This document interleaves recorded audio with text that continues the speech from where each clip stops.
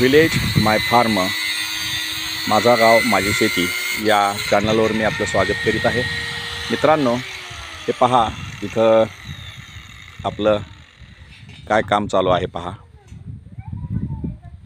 आपला जो शेळ्यांचा गोठा आहे त्या गोठ्याच्या दुरुस्तीसाठी हे काम करावं लागते. यासाठी आपण लागणारं साहित्य हे स्वतः आणलेलं आहे. कटर आहे आणि कटरच्या सहाय्यानं हे काम सुरू आहे. किरकोळ कामासाठी वेल्डिंगवाले ज्यांची दुकानं आहेत ते येत नाहीत.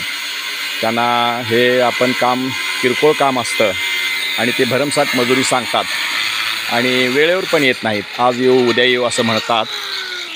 अशा पद्धतीनं किरकोळ कामं आहेत ते आपल्याला घरच्या घरी करावी लागतात. हे आमचे सर्जेराव आहेत. सर्जेराव म्हणजे ऑलराऊंड पर्सन आहे. त्यांना कुठलंही काम जमत नाही असं नाही. आता तुम्ही म्हणाल, ज्या वेळेला आपण हे सुरुवातीला काम करतो त्यावेळेलाच हे काम का करून घेतलं जात नाही. तर मित्रांनो, ज्या वेळेला आपण हे दावण वापरायला सुरुवात करतो त्यावेळेला काही गोष्टी आपल्या लक्षात येतात आणि त्यानुसार त्याच्यात सुधारणा करून घ्यावी लागते.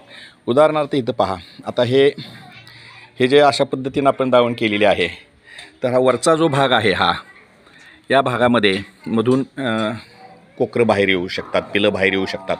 त्यामुळे इथं आपल्याला आता या ठिकाणी असा आडवा एक रॉड घालून घ्यावा लागणार आहे. तसं पाहिलं तर आपण यापूर्वी जे गोठे बांधलेले आहेत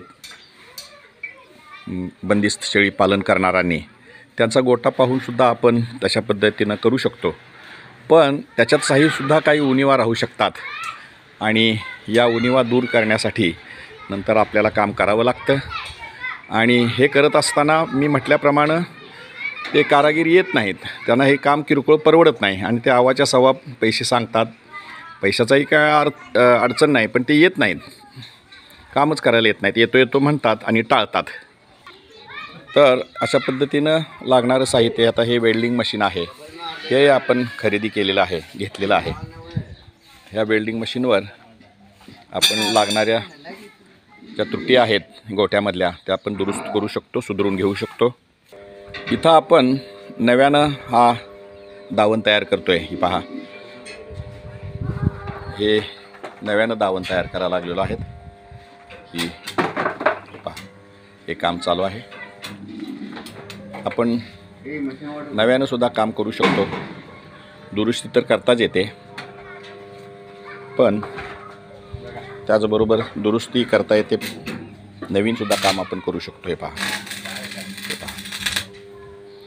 हे मग म्हटल्याप्रमाणे सर्जेराव ऑलराऊंड पर्सन हे आमच्याकडे कामाला येतात. मला सहाय्यक म्हणून काम करतात. त्यांचा फार मोठा त्या आपल्या बंदिस्त शेळी पालनामध्ये आधार आहे.